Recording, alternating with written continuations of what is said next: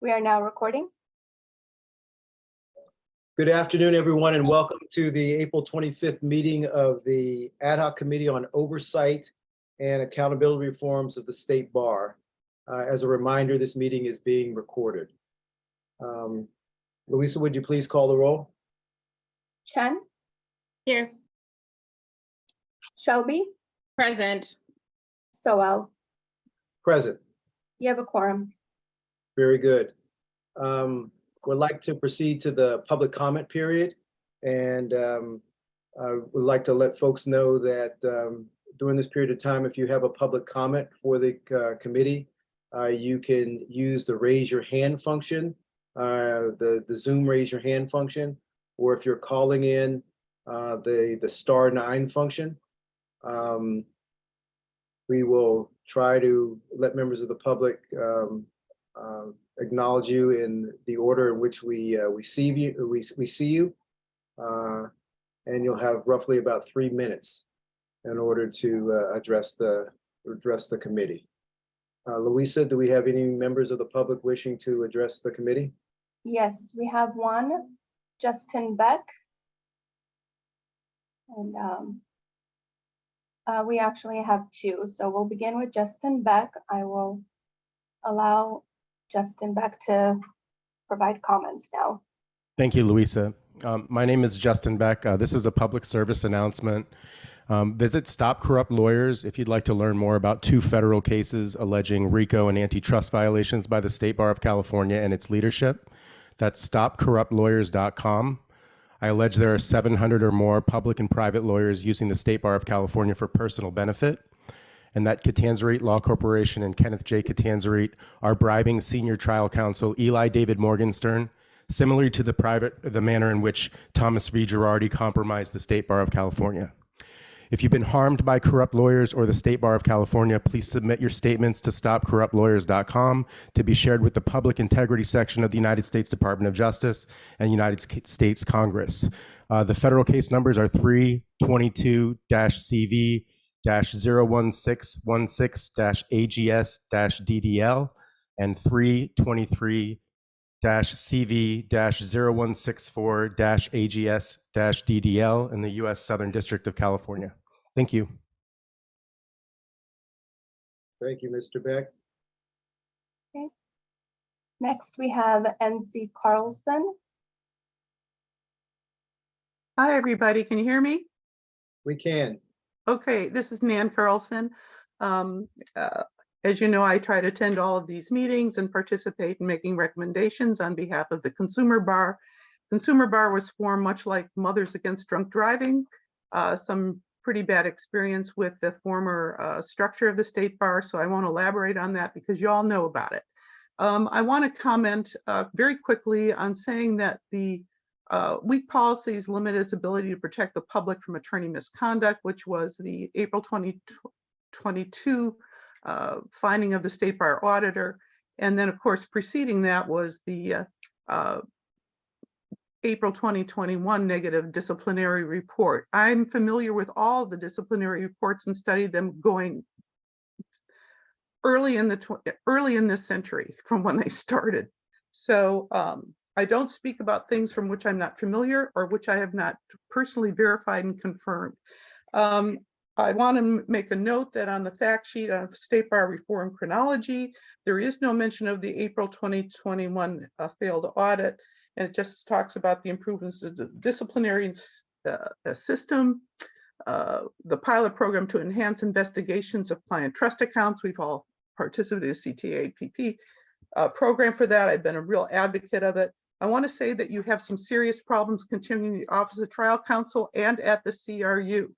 There are, it's not filtering down to the function level. The issues are not filtering down. I've talked to multiple investigators and supervising attorneys who said, who are present, Eli Morgenstern, one of them, have not read the State Bar audit and said they didn't care about it. Additionally, OTC, I've got a complaint pending, Leah and Ellen, you know about this, where the OCT didn't even cite the complaint correctly. The item has never been before the State Bar or any court, And I won't elaborate it in this forum, but it's a fact. And it's very disturbing with which to assign a complex case to lay investigators who've been with the bar for less than 6 months, with a high profile disgraced attorney at the caliber of Giraldi in terms of skill, and have the supervisory attorney say, well, you know, we want to get rid of these cases because these professional litigators just bury us in paperwork. Suffice to say, the message isn't getting down to the functional level.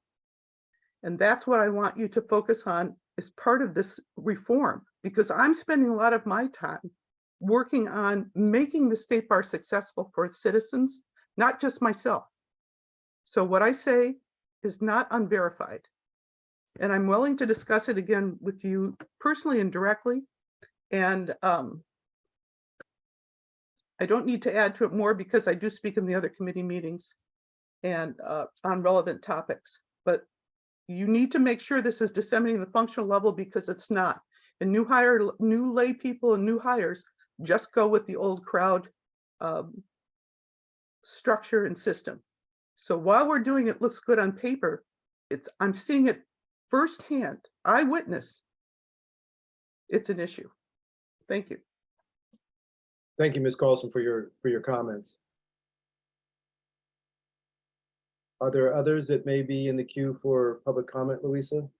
We do not have any other members of the public wishing to address the committee. Thank you. Louisa, I don't think we have minutes from the last meeting that we need to approve at this point. Is that correct? No. Okay. So I think we'll proceed to the first item in an open session, which is item 701, discussion regarding the independent board secretary. Yes, and Chair Soel, Cantrice should be joining us. And I will, while she joins, I will just briefly introduce her. Cantrice Ogletree, as she's joining, she is the current San Francisco Airport Commission Secretary. She has been the Commission Secretary since 2021, and prior to that, she was the Board Secretary for the Chicago Park District for 13 years. Cantrice, welcome, and I will turn it over to you. Welcome, Ms. Ogletree. And Leah, you're doing this in tandem? Well, I asked Cantrice, we met and also had some email exchange. So I thought she could start off giving a bit of her background and then talk about her role vis-a-vis the commission, to the extent it's relevant, also her experience in Chicago, because it's slightly different structures. And I think she's going to try to the extent possible to kind of juxtapose how we do it and you might experience the secretary vis-a-vis the board and how she works with the airport commission. Very good. I'll just turn it over to Cantrice, and I think you should maybe we should do a brief round of interjections. Would that be helpful, Cantrice? Certainly.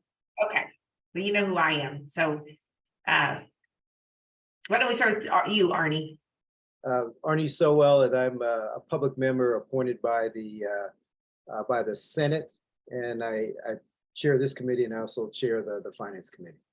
And thanks for being here. I'll ping it to you, Melanie. Greetings, Cantrice. My name is Melanie Shelby. I'm a public member appointed by the governor in December of 2020. I also chair the audit committee, and it's a pleasure to have you here today. Hi, Cantrice. My name is Hylan Chen. I'm a Supreme Court appointee to the State Bar Board, and in my other day job, I am a litigator at a law firm in Los Angeles. Aline. Good afternoon. I'm Aline Dafton. I'm the General Counsel for the State Bar. Thank you for making the time and joining our meeting today. Alfredo. My apologies. Hi, Cantrice. My name is Alfredo Hernandez. I'm a program analyst in the Executive Director's Office. Pleasure to meet you. Pleasure to meet everyone. So I think that's it. You want to go ahead, Cantrice, and maybe just start off and let folks know your preference if you'd like to be interrupted with questions or have Sure, absolutely. As Leah said, I am the current Director of Commission Affairs, and Commission Secretary for the San Francisco International Airport. And I support our 5 commissioners that sit on as members on our commission.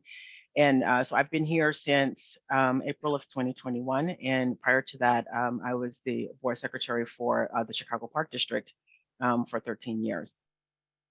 My role here and my role at the Chicago Park District are slightly different in the sense of who I support. So here, I support the commissioners. So that's who I essentially work for, though I am considered a part of the team here as a whole. And but that being said, in both roles, and I'll kind of toggle back and forth and let me know if I'm in any way, shape, or form confusing. In Chicago, I supported both the executive director and the commissioner, so it's a little bit different. In both roles, there were just a clear set of rules and guidelines that defined my role and who I reported to as well. With the Chicago Park District, we had a codified code, which was our guiding laws for which defined how business ran within the park district, and the roles of the board were also defined, as well as the roles of our executive director, which was known as our general superintendent. On this side of the world, here at the San Francisco International Airport, I also have roles that define what I do, as well as our commissioners. They have rules as well that guide them and what they can and can't do. They're our policymaking body. And so there is kind of this divide in that they're responsible for policy issues, obviously, and then for anything that comes before them that requires their approval, and those things are clearly defined. And then there's the operational side, which is the side that our director sits on, and what falls under his purview. And so those things are also defined within our charter. So in both roles, my office was its own department, or as they call it here, division. And so we were our own department with our own budget that supports our commissioners. And I have a staff here of an admin and also 2 clerks who are responsible for the delivery of the mail throughout the airport campus. And then in another respect in Chicago, I had an admin staff as well. But I also had a general counsel, also had an attorney via the general counsel who I also worked alongside with, who worked with me in our department, and they were assigned to me, as well as another liaison from usually governmental affairs.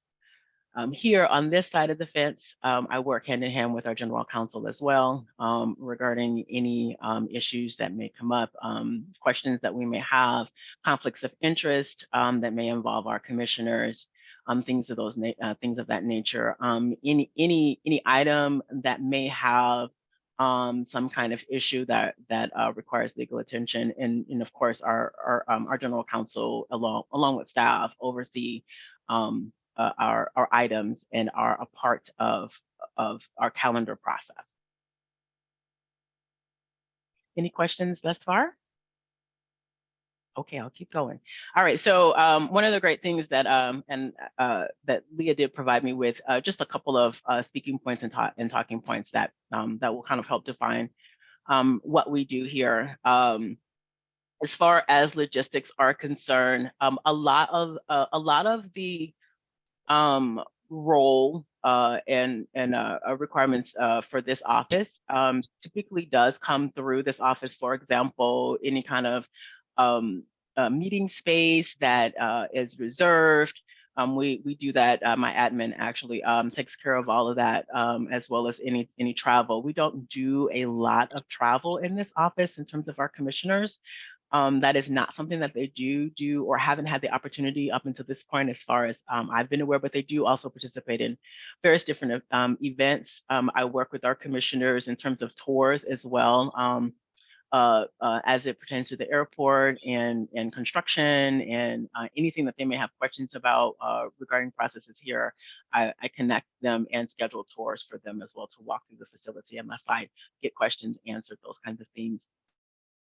As far as IT coordination, we do work with our ICT support staff. They actually support us in our commission meetings, but these are things that are guided and monitored by myself, as well as my admin that works alongside me. And then in terms of any kind of general service coordination, all of that really comes through my office. I work with, so myself, overseeing the process, guided by, guiding my admin, and also we work with the other admins from the director side, to handle different general services that may be needed. For example, any appointees or any members of our commission that are being appointed, I work with the mayor's office and their liaison when we do have a vacancy, to ensure that we do get that the vacancy is filled. And then I work alongside alongside HR and alongside our general counsel for onboarding and any materials and any paperwork that needs to be filled out. Also, we have an onboarding toolkit. It's electronic, but we do go through it with them. And I work alongside our general counsel because there are certain criteria that our general counsel needs to kind of lay out. I talk to them about anything that may pertain to them, regarding the commission office. Make sure that they have the history of the airport, make sure that they have all of the executive directives that have been released, just that they understand the airport as a whole. And we do kind of a brief, broad overview, answer any questions that they may have, and then I walk through kind of the defined details of their role and what that really means. And our general counsel kind of supports me in that as well from a legal standpoint, so that they really understand their role and how it's clearly defined. We talk about conflict of interest, all those different things. I work with our marketing communications team to talk about social media and how we handle that, and any interviews that may occur public relations wise. So there's quite a bit that happens in the office during that time period, and we continue to do that. And then I also work with safety and security, to make sure that they're badged, and they have badge training also that that's part of the FAA side of things, that they have to take badge training in order to actually get their badge at the airport. So we set that up for them and ensure success. Let's see here. When we get down to the calendar, so we have 2 commission meetings per month. So it's just a constant roll. In Chicago, we didn't meet that much. We met once a month. So it's a little bit different. We had a little bit more leadway time. Here, things roll kind of constantly, so there are constant items that are being presented before our commissioners for approval. So within that, we have a tool or what we work through SharePoint, which allows all of the divisions to load in their any items that are going to be seen or heard before our commission. And myself and my admin, we create the agenda based off of the potential items that have been provided. So there's an entire calendar for the year, and there's a style guide that sits in there, and there are templates for how items come before the commission. So they have all of those rules kind of there before them, and then their admin are trained on those things as well. And typically each division, their admin is who generates or communicates with us regarding any proposals that are going to be coming before us. And so within that, we generate a calendar that is based on specific criteria, which kind of determines or defines where the item sits within the calendar. And once we have a draft calendar, we work with, I'll send that out with what I call a laundry list for review to our director, just to let him know what's coming down the turnpike. And there may be some suggestions that he may have in terms of what could be heard maybe on consent versus regular. I also let him know that if anything falls off the calendar, that he will be made aware. And I also, seek to know the reasoning behind something no longer being included in the calendar, and if it's going to be heard at a later time period. Kentrice, do you actually review the items substantively, like Yes. to see if it makes sense or it's responsive to? Okay. It is. So within so our administrative staff, they play a major role in how that works. So they review items. So items come to my admin and myself, but my admin reviews them first. She reviews them for grammatical and formatting editing. And then we work alongside the director's office, whose admin also reviews them for the same things. So it hits 3 pairs of eyes when it comes to formatting, grammatics, those kinds of things. By the time it gets to me, what I review is missing pieces of information, what my commissioners may or may not need to know. If depending on if it's like for example, local business enterprise, maybe that was waived. Well, we would like to know why that was waived, because there are certain things that our commissioners ask, and we want to make sure that they're getting as much information as possible. So those things I may send back with questions and request that information be provided, or that they provide an explanation. In some instances, they'll provide it within the confines of the item itself, or in some instances, they may include it in their presentation. It just kind of depends on what the item is. And then it'll go back through legal for approval, and then it'll come back to me for final approval before it goes to our director, who has the final say, because he signs all of the proposals that are coming before the commission, because the authorization is sought through him. Okay. Hi, Kentrice. I have a couple of questions. Sure. They kind of start with infrastructure, and then I'll hold off. I know from an organizational scope, we're 2 separate organizations, but can you just kind of lay out kind of the size and the magnitude of the San Francisco Airport Commission and your background as well? Okay. So I think we have about, I'm going to say 700 plus employees here in terms of staff. Okay.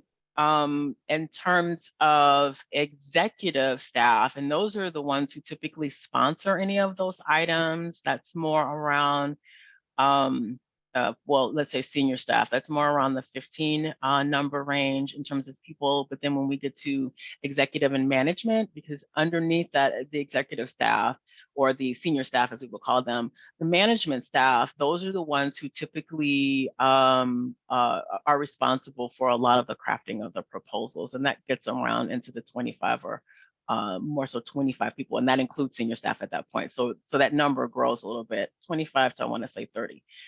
And so in terms of, we have, obviously this is an airport, so there's a lot going on here. Depending on the department, each department handles a specific thing. We have an entire operational slide. However, we have certain departments that are responsible for different kinds of items. So if we're doing, like, for example, a lease or something like that, that may come from more so from the revenue side of things. So departments are broken down. In terms of the amount or the activity that is occurring in the airport, we have, oh my gosh, the number of vendors. Now I can I get the information back to you, but I can't tell you exactly. I think we have, if I'm not mistaken, roughly over 55 airlines. Maybe a little bit more, maybe more on the 60 side of things, in terms of airlines that we do interact with. And then we also have a whole concessionaire program as well. So and that doesn't even include underground, our ground transportation unit. And from an organizational budget, what is your total organizational budget? I believe it's around 2 billion. 2 billion. And then are there any, and then if you don't mind sharing your professional background? Yes. So, like I said, I was the board secretary for the Chicago Park District, doing that for 13 years. I started there actually at the Chicago Park District as a paralegal intern, and then later moved into a paralegal position working for the law department directly for our first deputy general counsel and alongside our general counsel. And then from there, went on to become the secretary pro tem for the park district, and then from there segued into the commission or the board secretary position. Okay. And then do you all, in terms of your board, thank you for that. In terms of your board, is there any sort of regulatory or oversight function? Specifically, we have several people who report directly to the board of directors. And I was wondering, is that similarly structured with the airport commission? No. So with the airport commission as a whole, because we do sit under the city and county of San Francisco umbrella, we are still accountable to the board of supervisors for how we do business, and also to the mayor. Each commission is slightly different in terms of where the appointment comes from. Our commissioners are appointed by the mayor, but there are other commissions that aren't. There are other commissions that are appointed by the board of supervisors, and then there are some commissions who are appointed by both. So in that respect, it can be a little confusing, but it just depends on what commission, what the requirements are, per the charter for your specific commission. But we're guided by the administrative chart of the administration charter as well, and even within our departments, as you would know, for budget or bonds or any of those different things, they're guided by that, and then also other laws. And generally, our general counsel supports them, through those processes.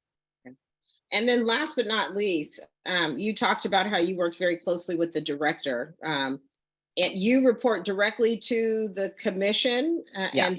and they hire you and evaluate you annually? Yes. So the entire department as a whole, the airport in and of itself, we have what we call PPARs, which are people performance annual reviews. I myself also have one, and my annual review is reported to the commission president, and our directors is as well. So he also does a review with them also. A little bit different because it's more so from an airport wide perspective. Mine is for performance, my performance perspective. But yes, I annually. So we did meet 3 times a year. So I believe we meet twice a year regarding performance at this point. At the beginning, to lay out goals in what the overall goal is for the year, and then at the end to determine how we did with those goals and what the next year will look like. Okay, thank you so very much. Other questions, Eileen? Anything from you? Teresa, I do have a couple. Was wondering whether or not you mentioned that the commission meets twice a month. Yes.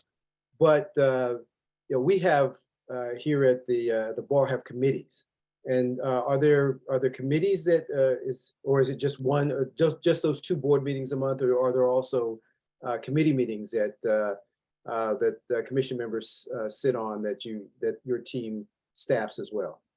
No, so there was one committee, and currently we do not have a commissioner serving on that committee at one point, and it was a committee that was a twofold, two sides of the coin, in the sense that it was the arts committee, and so we had representation from the San Francisco Airport Commission, but we also had representation from the San Francisco Arts Commission, and that formed our art steering committee. So we would have a commissioner from each one, and then also a chief curator from each department, as well as some other staff members that sat on that. Currently, we do not have anyone sitting on it.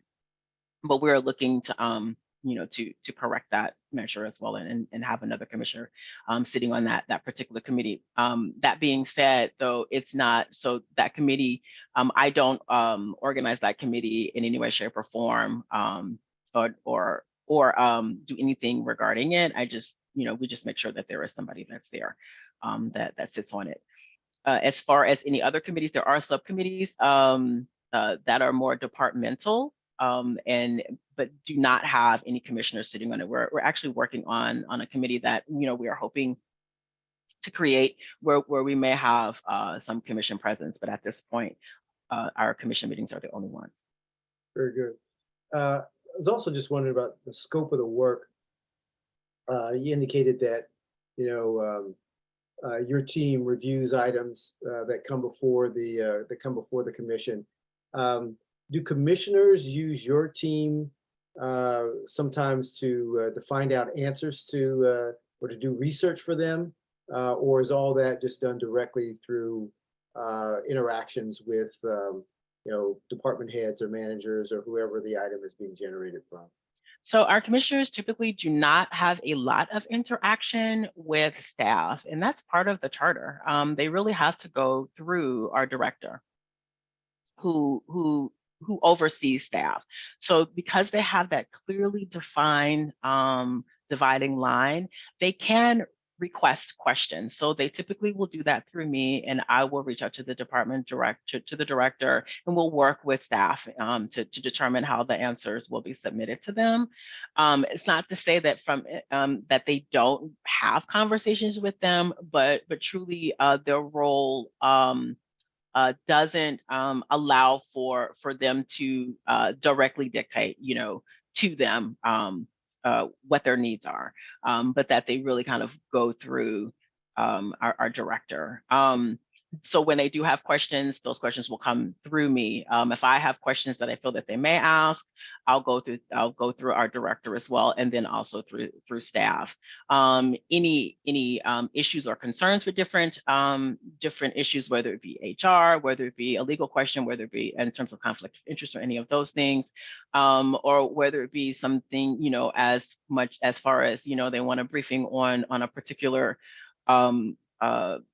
a project that is ongoing, then they'll work through me, and I will work with the director's department and or their admins to kind of set those things up and schedule. And then their side of the office will kind of work with different chiefs, executive staff to make sure that whoever is going to be presenting or briefing the commissioners, they'll work through that to prepare those presentations. Very good.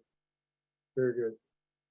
And typically, I mean, just given the, how big your budget is and how many people work there, I mean, are your agendas 50 items, 60 items? I mean, how? They aren't. No, they aren't. You would think so.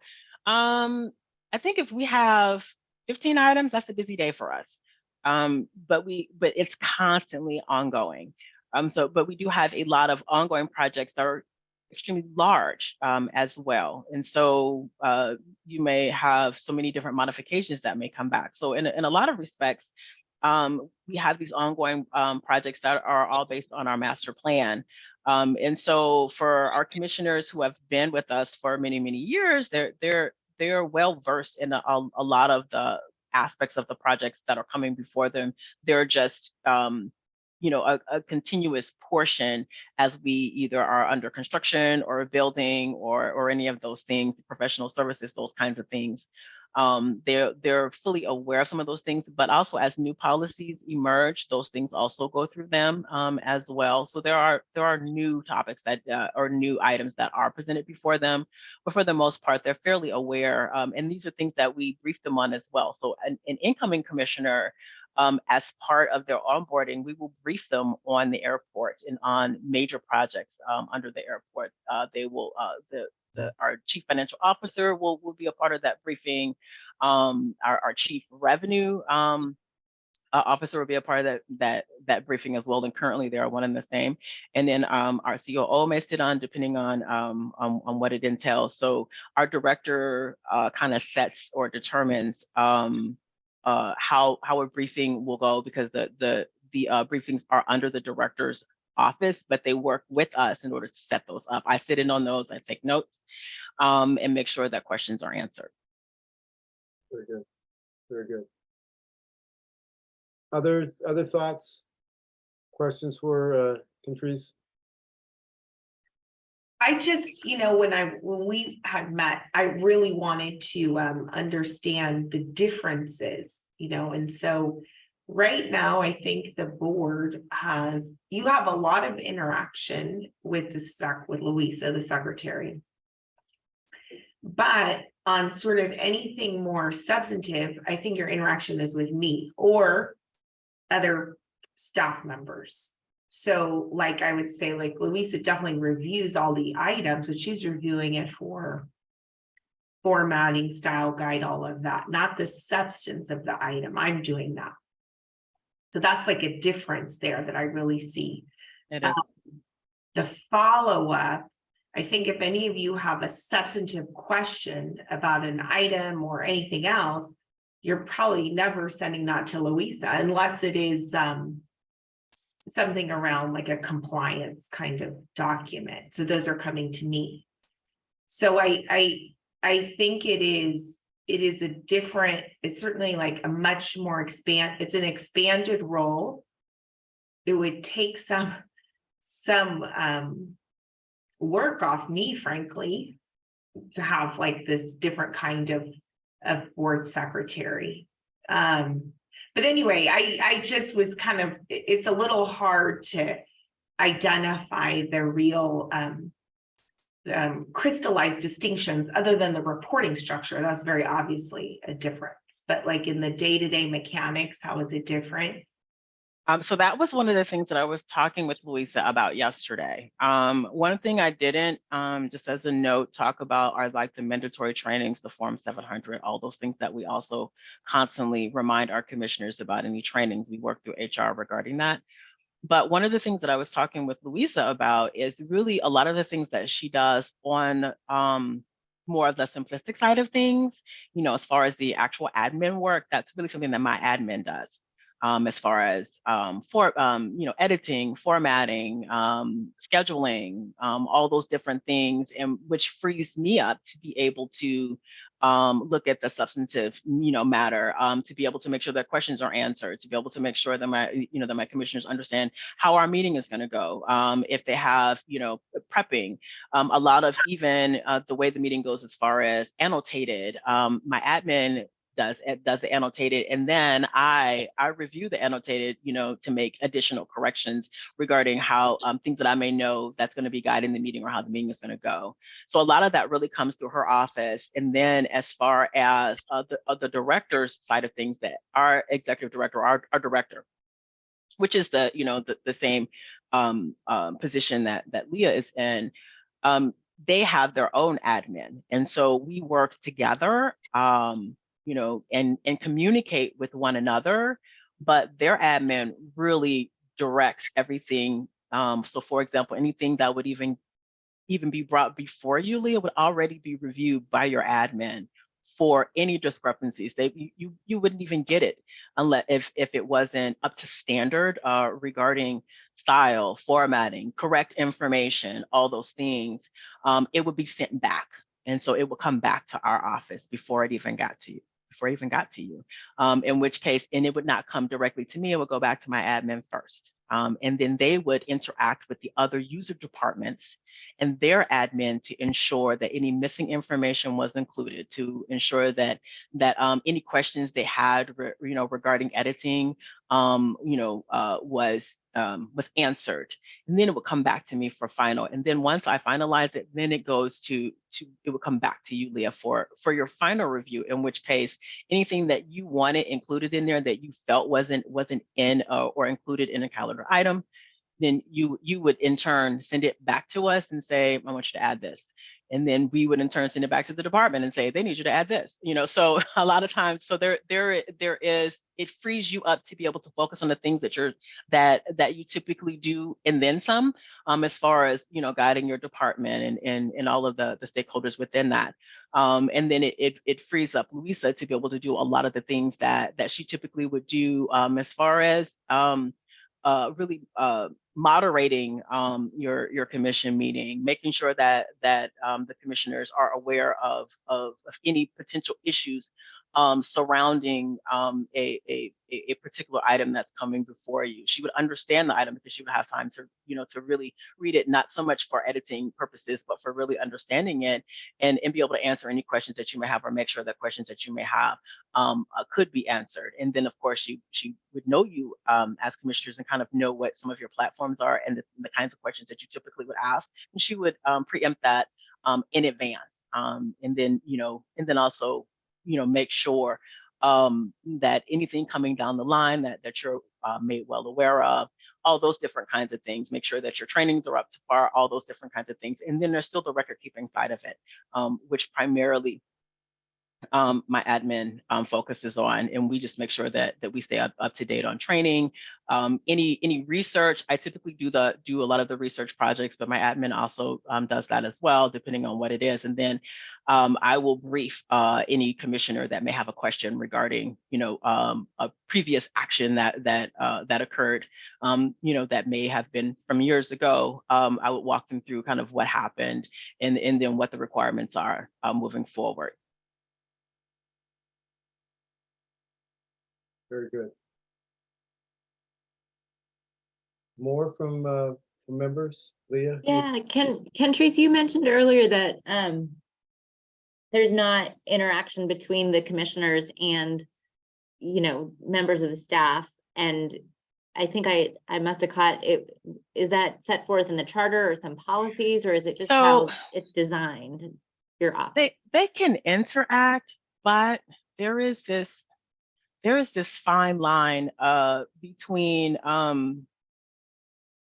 who they essentially work for, so to speak. So while they may have questions, we follow a lot of protocol in the sense that they'll really direct their questions to me, and I will make sure that those questions get answered via staff and that the director is aware of everything that's occurring. So they wouldn't typically reach directly out to a staff member, though they may interact with them maybe when they're here, because maybe a staff member will be giving them a tour and answering any questions. Those things are kind of set up in advance. If they have some questions regarding something, then we'll connect them, so to speak, but they don't initiate those connections. And what is the purpose behind that protocol? What's that aimed at trying to avoid or? I think it just really defines the roles of our commissioners versus the role of the operational side of things. Now, here's where I have experienced it a little bit different in Chicago, where you have our commissioners and they essentially they're essentially reaching out to staff as though the staff works for them, and in a certain way they kind of do, but in a certain way they kind of don't. And I think that's where this really kind of defines those lines. They work for our director who oversees the airport and in every operational aspect of the airport. And so his role is clearly defined in everything that he does. And he seeks authorization from our commissioners who oversee and guide the airport as a whole, but also the policy. They're the policy making body. And that's what we constantly remind them of, that's their role.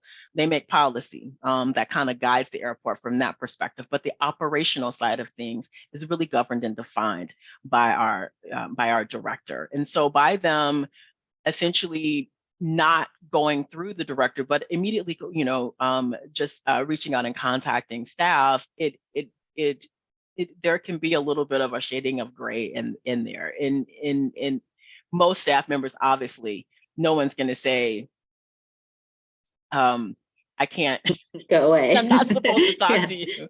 So it can create a sense of confusion. And I think protocol wise, it's a lot cleaner and it works better to a certain degree. And no lines are blurred in terms of who does what.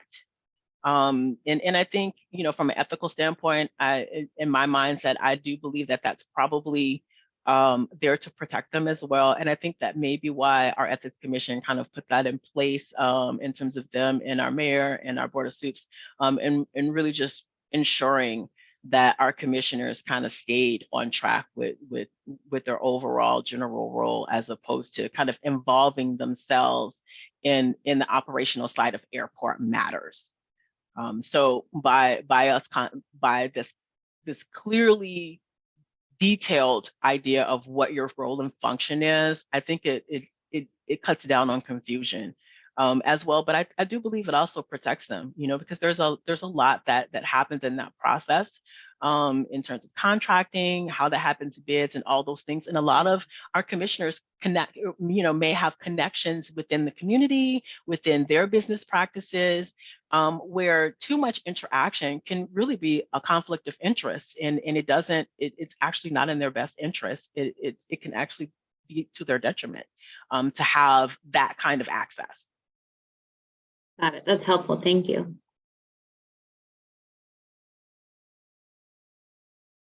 Anyone else?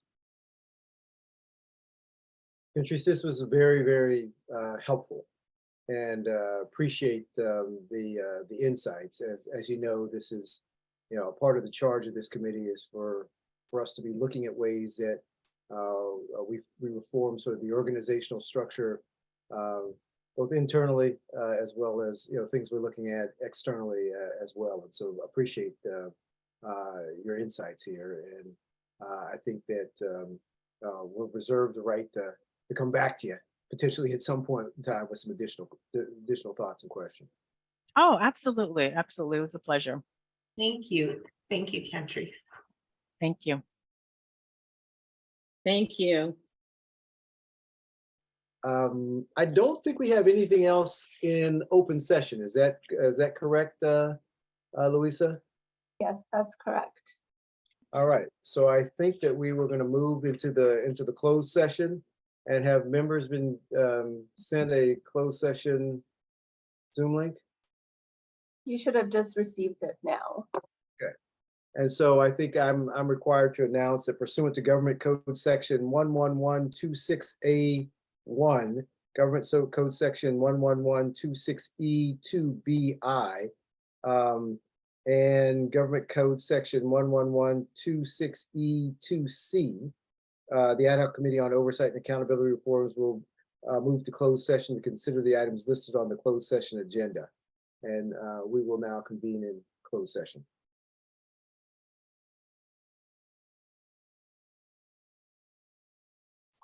Perfect. We are now recording. Just wanted to return to open session and inform folks that the Ad Hoc Committee has concluded its work for the April 25th meeting, and there are no reportable items coming out of the closed session at this time. I want to thank the staff, as well as thank my fellow board members for their participation today. We are concluded.